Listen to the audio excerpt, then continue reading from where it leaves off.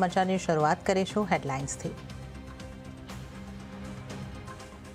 Weekend પહેલા બજારમાં રહ્યો નાની રેન્જમાં કારોબાર। દિવસના અંતે બજાર ફ્લેટ ટુ પોઝિટિવ બંધ થયા।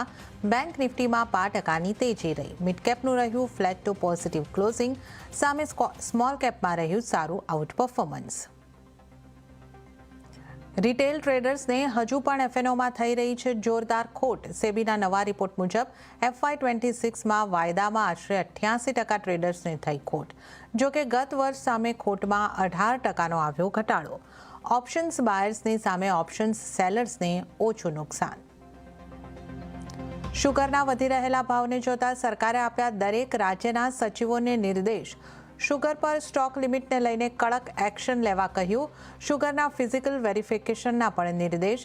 સરકારે આપી 10 લાખ ટન શુગરના ઇમ્પોર્ટને મંજૂરી। પેલેટ ગન મામલામાં પીડિત પરિવારોની સાથે સંસદ માર્ગ પોલીસ સ્ટેશનની બહાર ધરણા ઉપર બેઠા રાહુલ ગાંધી। કહ્યું FIR નોંધાય ત્યાં સુધી ધરણા ચાલુ રહેશે। પ્રિયંકા ગાંધી પણ ધરણા સ્થળ પર પહોંચ્યા। વોશિંગ્ટનમાં સીએમ ભૂપેન્દ્ર પટેલની વર્લ્ડ બેંક સાથે ઉચ્ચ સ્તરીય બેઠક। ગુજરાતની વિકાસ યાત્રા અને ગિફ્ટ સિટીનું ગ્લોબલ વિઝન રજૂ કર્યું।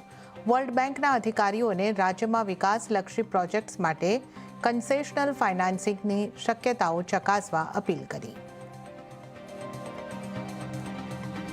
અને BMW એન્ટ્રી લેવલ SUV X1નું લોંગ વ્હીલ બેઝ વર્ઝન કર્યું લોન્ચ।